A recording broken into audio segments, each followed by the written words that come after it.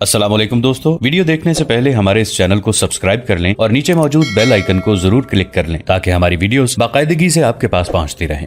شیرویہ یہ دیکھ کر آگ بگولا ہو رہا تھا کہ پرویز اسدیبہ کے بالوں، گالوں اور ہاتھوں سے کھیل رہا تھا۔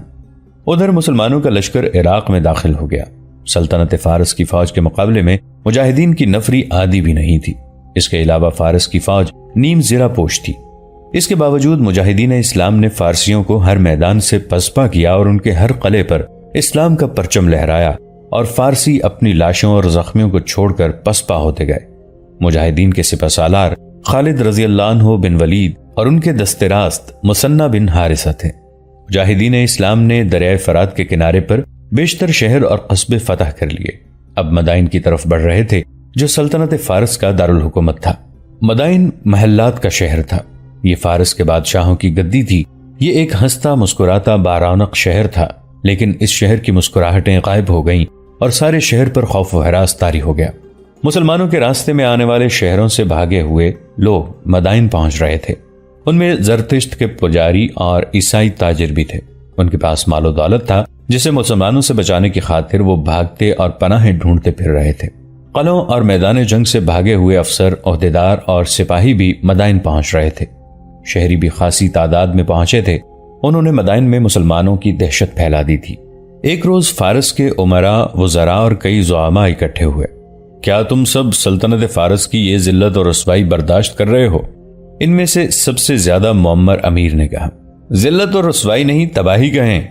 ایک اور امیر بولا، آدھے سے زیادہ عراق پر مسلمانوں کا قبضہ ہو گیا ہے۔ ہماری وہ فوج جس نے روم کے ہرقل کو شکست دی تھی اب عرب کے پسماندہ بدھوں کے آگے پسپا ہوتی اور ہتھیار ڈالتی چلی آ رہی ہے۔ زرتشت کی لعنت ہو ہم پہ کہ ہم مدائن بھی مسلمانوں کے حوالے کر کے چلتے بنے۔ اب آپ بولے محترم بزرگ۔ میں نے جو کہنا تھا وہ تم نے کہہ دیا ہے، معمر بزرگ نے کہا۔ تم سب جانتے ہو اس تباہی کی وجہ کیا ہے؟ خانہ جنگی۔ یہ بھی ایک قسم کی خانہ جنگی ہے۔ ایک گروہ ایک آدمی کو تخت پر بٹھاتا ہے تو دوسرا گروہ اسے قتل کر کے اپنے آدمی کو تخت پر بٹھا دیتا ہے۔ یہ تمام بادشاہ قتل ہو جانے کے ہی قابل تھے۔ اگر ہم یہ خونی کھیل تماشائیوں کی طرح دیکھتے رہے تو سلطنت فارس کا نام و نشان مٹ جائے گا۔ خود ہم لوگ جو یہاں بیٹھے ہیں ایک دوسرے کے حق میں مخلص نہیں، ہم اندر سے ایک دوسرے کے خلاف ہیں۔ ذرا سوچو کہ سلطنت فارس ہی نہ رہی تو کیا مسلمان یا رومی تمہیں یہ حیثیتیں اور رتبے دیں گے جو ہمیں حاصل ہیں؟ ہم غلام ہوں گے، ہماری بیٹیاں لونڈیاں بنا لی جائیں گی اور تم جانتے ہو اور کیا کچھ ہو جائے گا۔ وہ ہم جانتے ہیں، ایک نے کہا۔ یہ بتائیں کہ ہمیں کرنا کیا چاہیے؟ ہمارے پاس باتوں کا وقت نہیں۔ میں نے پہلے سوچا تھا کہ مسلمانوں کو دولت، شراب اور انتہائی حسین لڑکیوں کے ذریعے کمزور کر دیا جائے، معمر بزرگ نے کہا۔ یہودی ہمارے ساتھ ہیں، عیسائی ہمارے ساتھ ہیں، خود فارس میں ایک سے بڑھ کر ایک حسین لڑکی موجود ہے۔ دولت کی ہمارے پاس کمی نہیں، ہم یہ حربے آزما بھی چکے ہیں، لیکن مسلمان اس جال میں آنے والی قوم نہیں۔ یہودی لڑکیوں کو مسلمان ظاہر کر کے مسلمان قبیلوں کے بعض سرداروں کی بیویاں بنایا گیا تھا۔ ان لڑکیوں میں سے 3 تو مسلمانوں کے اخلاق سے اتنی متاثر ہوئیں کہ انہوں نے سچے دل سے اسلام قبول کر لیا اور باقی قتل ہو گئیں کیونکہ ان کی اصلیت ظاہر ہو گئی تھی۔ وہ کیسے؟ وہ اس طرح کہ انہیں یہ کام دیا گیا تھا کہ مسلمان عورتوں میں فارس کی فوج کی دہشت پھیلائیں، معمر دانشور نے کہا، اور اپنے خامندوں کو بھی ڈراتی رہیں کہ فارس کی فوج میں ہاتھی ہیں جو دشمن کی فوج کو کچل دیتے ہیں۔ ان لڑکیوں کو بتایا گیا تھا کہ اپنے خامندوں کے ساتھ ایسی محبت کا اظہار کریں کہ وہ پاگل ہو جائیں، لیکن مسلمان صرف جذبہ جہاد سے پاگل ہوئے جا رہے ہیں۔ اس طرح ان لڑکیوں کی اصلیت کھل گئی اور وہ قتل ہو گئیں۔ باقی رہی دولت، قلعے جو مسلمانوں نے فتح کر لیے سونے چاندی سے بھرے ہوئے تھے۔ ان کے سپہ سالار نے یہ مال غنیمت اپنے لشکر میں تقسیم کر کے باقی اپنے خلیفہ کو بھیج دیا۔ مجھے توقع تھی کہ یہ سالار اتنا زیادہ مال و دولت دیکھ کر خود مختاری کا اعلان کر دیں گے اور مفتوحہ علاقوں میں اپنی بادشاہی قائم کر لیں گے، لیکن یہ لوگ اپنے خلیفہ اور اپنے مرکز کو دھوکہ نہیں دیتے۔ ان کی فتح کی وجہ بھی یہی ہے، ایک وزیر نے کہا۔ سب سے بڑی وجہ ایک اور ہے، معمر بزرگ نے کہا۔ ان مسلمانوں میں خوشامد پسندی کی لعنت نہیں۔ میں نے معلوم کروایا ہے، کوئی آدمی اپنے خلیفہ کی، اپنے امیر یا اپنے سالار کی خوشامد نہیں کرتا۔ ان کے ہاں شاہی دربار نام کی کوئی چیز نہیں۔ خلیفہ مسجد میں بیٹھ کر حکم جاری کرتا ہے اور جس کو کوئی اعتراض ہو تو وہ بے دھڑک اعتراض کرتا ہے۔ فارس کی شہنشاہی کو خوشامدی دیمک کی طرح کھا رہے ہیں۔ تخت پر قتل و غارت خوشامدیوں نے کیا ہوا ہے۔ خوشامدی کو اپنا مفاد عزیز ہوتا ہے اور خوشامد ایسا میٹھا زہر ہے جو پتھر کو بھی پگھلا دیتا ہے۔ اب میں اصل بات پر آتا ہوں۔ عہد کرو کہ ہم میں سے کوئی بھی خوشامد نہیں کرے گا اور نہ کسی سے خوشامد کی توقع رکھے گا۔ خوشامد کو جرم قرار دے دیا جائے۔ اب ہمارا بادشاہ اردشیر ہوگا۔ اردشیر میں یہ خوبی ہے کہ میدان جنگ میں ہے اور جنگی قیادت کا ماہر ہے۔ ہمیں اس وقت بادشاہ نہیں بلکہ لڑنے اور لڑانے والے قائد کی ضرورت ہے۔ اگر کسی کو اعتراض ہے تو بولے۔ سب نے تائید کی اور اردشیر کو بلایا گیا۔ اردشیر نوشیرواں عادل کا پوتا تھا۔ اسے ان عمرا نے تعاون کا یقین دلایا اور کہا کہ وہ سلطنت فارس کو سنبھالے۔ آپ اتنی بڑی ذمہ داری مجھے سونپ رہے ہیں؟ اردشیر نے کہا، تو کیا میں قبول نہیں کروں گا؟ ہماری فوج کی شکست اور پسپائی کی وجہ آپس کی دشمنی اور خون خرابہ ہے۔ اس کی ذمہ داری آپ لیں۔ میں تخت پر نہیں بیٹھوں گا۔ میں وہاں جاؤں گا جہاں مسلمان فتح پر فتح کرتے چلے آ رہے ہیں۔ خالد بن ولید کو مسلمانوں نے آسمان سے اترا ہوا فرشتہ بنا رکھا ہے۔ میں اسے زندہ پکڑ کر دکھاؤں گا۔ اور وہ محاذ پر چلا گیا۔ اردشیر اب صرف جرنیل ہی نہیں تھا بلکہ شہنشاہ فارس بھی تھا۔ وہ بگولے کی طرح محاذ پر گیا۔ اس نے اپنی فوج کے افسروں کو برا بھلا کہا، چھوٹے کمانڈروں کو گالی گلوچ کی، فوج سے خطاب میں سپاہیوں کو شرم دلائی اور اعلان کیا کہ بگھوڑوں کو گھوڑوں کے سموں تلے روندا جائے گا اور پسپا ہونے والے افسروں اور عہدیداروں کو ان جھیلوں میں زندہ پھینک دیا جائے گا جن میں مگرمچھ رہتے ہیں۔ عرب کے ان بدوؤں کو عراق سے نکال دو۔ خالد بن ولید کو زندہ یا مردہ میرے سامنے لاؤ۔ ان کے سالاروں کو زندہ پکڑ لاؤ۔ میں تمہیں مدینہ میں دیکھنا چاہتا ہوں۔ وہ دھماکوں جیسی آواز میں بول رہا تھا۔ اس کی آواز پر عزم تھی۔ وہ بڑھ نہیں ہانک رہا تھا۔ فارس کی فوج اس وقت کی زبردست فوج تھی جس کے مقابلے میں مسلمانوں کے لشکر کی کوئی حیثیت ہی نہیں تھی۔ یہ تو ممولے اور شہباز کی لڑائی تھی، لیکن فارس کی فوج پسپا ہی ہوتی چلی جا رہی تھی اور اردشیر بھی اپنی فوج کی پسپائی کو روک نہ سکا۔ مسلمانوں میں وہ کون سی طاقت تھی جس کے آگے فارس کی فوج پسپا ہوتی چلی جا رہی تھی؟ اس سوال کا جواب اس واقعے سے ملتا ہے۔ خالد رضی اللہ عنہ بن ولید کی قیادت میں مجاہدین اسلام کا لشکر ایک شہر امنشیا تک پہنچا۔ سلطنت فارس کے شہر کو دولت مندوں کا شہر کہا جاتا تھا۔ وہاں امیر کبیر تاجر، جاگیردار اور شاہی خاندان کے پروردہ لوگ رہتے تھے۔ خالد رضی اللہ عنہ بن ولید اپنے لشکر کے ساتھ اس قلعہ بند شہر کو محاصرے میں لینے لگے تو دیکھا کہ شہر کے تمام دروازے کھلے پڑے ہیں اور شہر کی دیوار پر ایک بھی سپاہی نظر نہیں آتا۔ اسے دھوکہ سمجھا گیا۔ خالد رضی اللہ عنہ بن ولید نے خطرہ مول لیا اور سوار دستے کو شہر میں بھیجا۔ کچھ بھی نہ ہوا۔ سواروں کے پیچھے مزید سواروں اور پیادوں کو اندر بھیجا گیا۔ خالد رضی اللہ عنہ بھی اندر چلے گئے۔ شہر میں خاموشی تھی۔ لوگوں کے گھروں کے دروازے کھلے ہوئے تھے۔ اگر کوئی جاندار نظر آتا تو وہ بلیاں، کتے اور پرندے تھے۔ خالد رضی اللہ عنہ بن ولید نے حکم دیا کہ گھروں میں داخل ہو جاؤ اور تلاشی لو۔ کسی بھی گھر میں کوئی انسان نہیں تھا۔ لوگ اپنا سامان اور قیمتی چیزیں بھی چھوڑ کر بھاگ گئے تھے۔ وہ ایسی گھبراہٹ میں بھاگے تھے کہ رقمیں اور سونے کے زیورات بھی ساتھ نہ لے جا سکے۔ ایک مکان میں ایک ضعیف العمر بوڑھا پڑا اونگ رہا تھا۔ اس نے بتایا کہ اس شہر پر مسلمانوں کی دہشت اتنی زیادہ طاری تھی کہ یہاں خبر پہنچی کہ مسلمانوں کا لشکر ادھر آ رہا ہے تو سب سے پہلے فوج کے افسر شہر سے بھاگے، پھر فوج بھی نکل گئی۔ لوگوں کو فوج پر ہی بھروسہ تھا، وہ بھی بھاگ گئی، لوگ بھی اٹھ دوڑے۔ خالد رضی اللہ عنہ نے حکم دیا کہ تمام گھروں سے قیمتی اشیاء باہر لا کر ایک جگہ اکٹھی کی جائے۔ وہاں دیکھتے ہی دیکھتے ریشمی کپڑوں اور دیگر قیمتی اشیاء کا بہت بڑا ڈھیر لگ گیا۔ مورخ لکھتے ہیں کہ مجاہدین سامان دیکھ دیکھ کر حیران ہو رہے تھے کہ انسان کی عیش و عشرت کے لیے اتنا قیمتی سامان ہوتا ہے۔ خالد رضی اللہ عنہ نے دیکھ لیا کہ اکثر مجاہدین خوش ہو رہے تھے کہ انہیں یہ قیمتی سامان ملے گا۔ آگ لگا دو اس سامان کو۔ خالد رضی اللہ عنہ بن ولید نے حکم دیا۔ یہ عیش و عشرت کا وہ سامان ہے جس نے فارسیوں کو اتنا بزدل بنا دیا ہے کہ ہماری پیش قدمی کی اطلاع پر ہی بھاگ گئے۔ ان کے مکان اور محل دیکھ لو۔ اللہ جسے تباہ کرتا ہے اسے عیش و عشرت میں ڈال دیتا ہے۔ اس سامان کو آگ لگا دی گئی۔ سونا، ہیرے، جواہرات اور رقمیں الگ کر لی گئی تھیں۔ ان کا 5واں حصہ مدینہ خلیفہ ابو بکر رضی اللہ عنہ کو بھیج کر باقی تمام مال لشکر میں تقسیم کر دیا گیا۔ یہ تھا مسلمانوں کا کردار اور یہی مسلمانوں کی وہ طاقت تھی جس نے فارس جیسی طاقتور فوج کو پسپائی بلکہ بھگدڑ پر مجبور کر دیا تھا۔ اردشیر جب خالد رضی اللہ عنہ بن ولید اور مثنہ بن حارثہ کی طوفانی پیش قدمی کے آگے ناقابل تسخیر چٹان بننے کے لیے نکلا تو اس کے کانوں میں یہی ایک آواز پڑ رہی تھی کہ مسلمانوں نے فلاں شہر کو لے لیا ہے اور فارس کی فوج حوصلے اور جذبے ہارے بھاگی چلی آ رہی ہے۔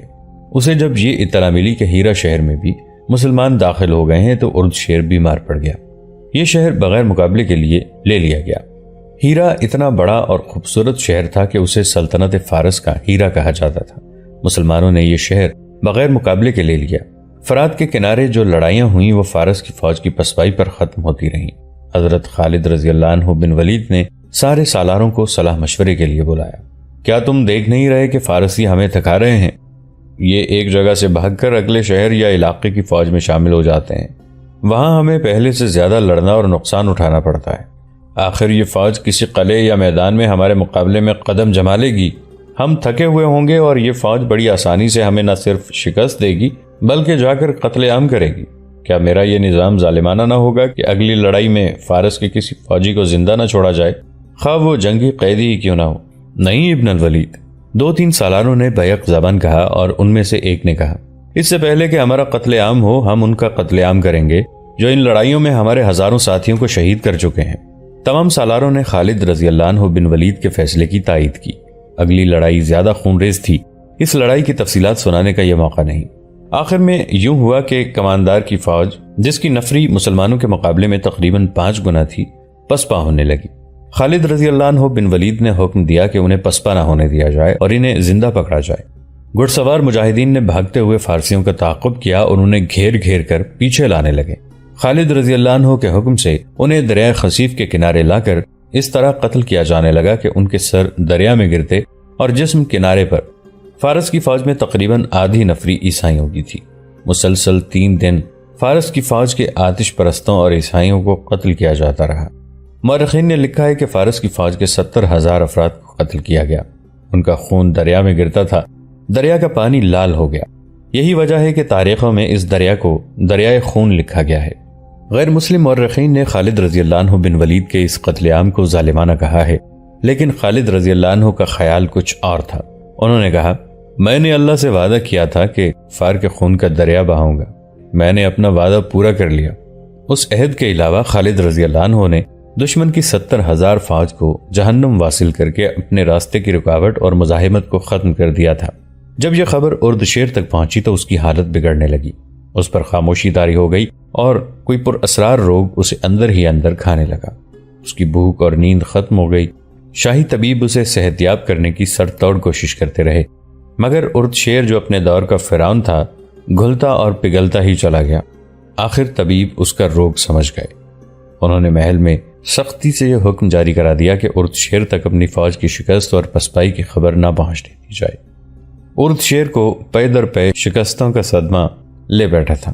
طبیبوں نے یہ طریقہ بھی آزمایا کہ ارد شیر کو فارس کی فتح کی جھوٹی خبر سنائی جانے لگی، لیکن ارد شیر ایسا حقیقت پسند تھا کہ ان خبروں کو سچ نہیں مانتا تھا۔ آخر ایک روز اس صدمے نے اس کی جان لے لی۔ حضرت عمر فاروق رضی اللہ عنہ کے دور خلافت میں واپس آنے سے پہلے ہم فارس کی شہنشاہی کی داستان سنا دینا ضرور سمجھتے ہیں۔ اس شہنشاہی کے تخت پر بیٹھے ہوئے ایک شہنشاہ نے رسول اللہ صلی اللہ علیہ وآلہ وسلم کے پیغام کی توہین نہیں کی، بلکہ آن حضور صلی اللہ علیہ وآلہ وسلم کو گرفتار کر کے اس کے دربار میں پیش کرنے کا حکم بھی دیا تھا۔ آن حضور صلی اللہ علیہ وآلہ وسلم نے فرمایا تھا کہ کسرا کی سلطنت ٹکڑے ٹکڑے ہو کر بکھر جائے گی۔ آئیے دیکھتے ہیں کہ کسرا کے محل پر اللہ تعالیٰ نے اپنے رسول اللہ صلی اللہ علیہ وآلہ وسلم کی توہین کی پاداش میں کس طرح قہر نازل کیا ہے۔ ارد شیر مر گیا تو فارس کی شہنشاہی نے زلزلے کے شدید جھٹکے محسوس کیے۔ خطرہ پیدا ہو گیا تھا کہ تخت کی وراثت پر ایک بار پھر شاہی خاندان میں خون خرابہ شروع ہو جائے گا۔ وطن اور قوم پرست امراء و وزراء نے ارد شیر کی بیٹی آزرمیدخت کو تخت پر بٹھا دیا۔ آزرمیدخت جوان سال لڑکی تھی اور بہت حسین تھی، شہسوار اور تیغزن بھی تھی اور امور سلطنت کو بڑی اچھی طرح سمجھتی تھی۔ اس میں کچھ ایسے ہی جوہر دیکھ کر اسے تخت پر بٹھایا گیا تھا، لیکن اس نے کچھ اور ہی جوہر دکھانے شروع کر دیے۔ ملکہ فارس بننے سے پہلے وہ شہزادی تھی۔ شہزادے اور شہزادیوں کو ہر گناہ کی کھلی چھٹی ہوتی تھی، لیکن ملکہ بن کر اس شہزادی پر پوری سلطنت کی ذمہ داری آ پڑی۔ سلطنت کی حالت یہ تھی کہ عراق کا بیشتر حصہ مسلمانوں کے قبضے میں آ گیا تھا اور مسلمان اس طاقتور سلطنت کو رونتے چلے آ رہے تھے۔ اس صورتحال میں فارس کا تختہ پھولوں کی سیج نہیں بلکہ کانٹوں کا بچھونا بن گیا تھا۔ وہاں سیاد خش نام کا ایک جوان آدمی تھا جو شاہی خاندان کے دور پار کے رشتہ داروں میں سے تھا۔ محل کی دنیا کے باسی جانتے تھے کہ آزرمی دخت سیاد خش میں جو دلچسپی لیتی ہے وہ عام قسم کی دلچسپی نہیں۔ انہیں محل کے باہر جنگل میں بھی اکٹھے دیکھا گیا تھا، لیکن کسی نے بھی کبھی اعتراض نہیں کیا تھا۔ شہزادی شکار کھیلنے جایا کرتی تھی تو سیاد خش بظاہر اتفاق سے ادھر جا نکلتا۔ یہ شہزادی تخت پر بیٹھی تو اس نے اپنے آپ کو سیاہ و سفید کا مالک سمجھ لیا۔ اس نے پہلا کام یہ کیا کہ سیاد خش کو بے شمار جاگیر ادا کر دی اور اسے حکومت میں ایک اونچا رتبہ دے دیا۔ پھر اس نے سیاد خش کے خاندانوں پر نوازشات کا می برسا دیا۔ ملکہ عالیہ، ایک روز بوڑھے وزیر نے اسے کہا، آپ کو تخت پر اس لیے نہیں بٹھایا گیا کہ تخت خالی نہیں رہنا چاہیے، نہ ہی یہ تخت آپ کو ورثے میں ملا ہے، ہم نے آپ میں کچھ خوبیاں دیکھی تھی۔ سلطنت کی حالت دیکھیں اور اس کے مطابق حکم جاری کریں۔ سلطنت کو مسلمانوں سے بچانا ہے، مگر آپ نے انعام و کرام کا سلسلہ شروع کر دیا ہے، کیا میں خود آگے جا کر لڑوں؟ آزرمی دخت نے طنزیہ لہجے میں کہا، ہم نے اتنی بڑی فوج کیوں رکھی ہوئی ہے؟ آدھا خزانہ تو یہ فوج کھا جاتی ہے۔ آج سے یہ میرا حکم ہے کہ کسی قلعے میں یا کسی میدان جنگ میں ہماری فوج شکست کھا جائے تو اس کے جرنیل کو یہاں بلا کر قتل کر دیا جائے گا۔ ہم بزدلوں کا وجود برداشت نہیں کر سکتے۔ ملکہ عالیہ، وزیر نے کہا، اگر ہم شکست کھانے کے جرم میں جرنیلوں کو سزائے موت دینے لگے تو اس وقت تک ہم آدھے سے زیادہ جرنیلوں سے محروم ہو چکے ہوتے۔ ملکہ عالیہ، جنگ ایک کی جیت اور دوسرے کی ہار پر ختم ہوا کرتی ہے۔ ایک بار ہارا ہوا جرنیل ہر بار ہارا نہیں کرتا۔ ہمارے جرنیلوں نے رومیوں کو شکستیں دی ہیں، آپ کے اس حکم کو کوئی بھی پسند نہیں کرے گا۔ ایک جرنیل کو سزائے موت دینے سے ساری فوج میں بغاوت پھیل سکتی ہے۔ آپ جنگ کی صورتحال کو سمجھنے کی کوشش کریں۔ آپ وزیر ہیں، آزرمی دخت نے کہا، جنگ کی صورتحال پر آپ نظر رکھیں اور جو فیصلہ آپ سے نہیں ہو سکتا وہ مجھ سے کروائیں۔ ادھر مسلمان بڑھے آ رہے تھے، ادھر آزرمی دخت سیاد خش کے ساتھ عشق و محبت کا کھیل کھیل رہی تھی۔ وہ جوانی کے جذبات سے سرشار، ضیافتوں اور شکار کی رسیا ہوتی چلی گئی۔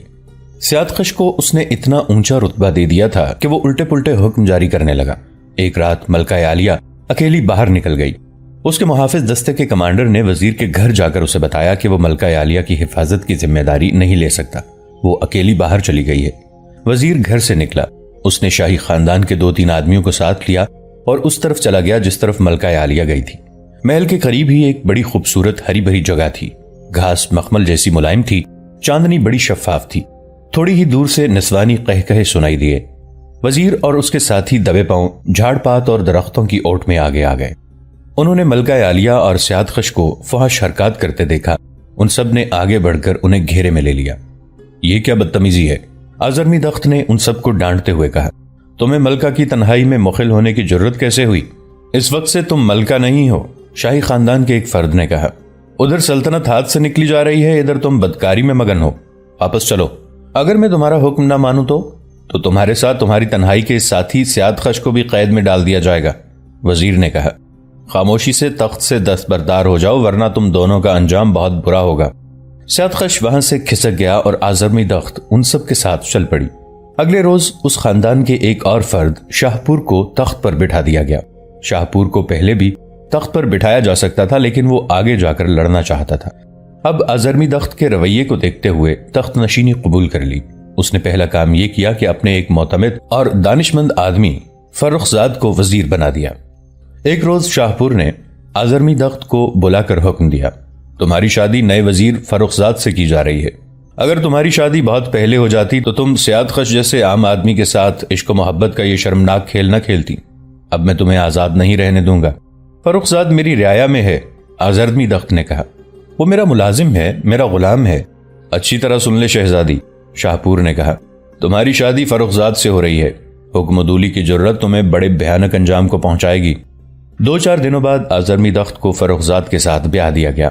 فرخزاد کوئی جوان آدمی نہیں تھا، اس کی عمر 60 سال سے کچھ کم تھی اور وہ تاریخ کے ایک مشہور جنگجو جرنیل رستم کا باپ تھا۔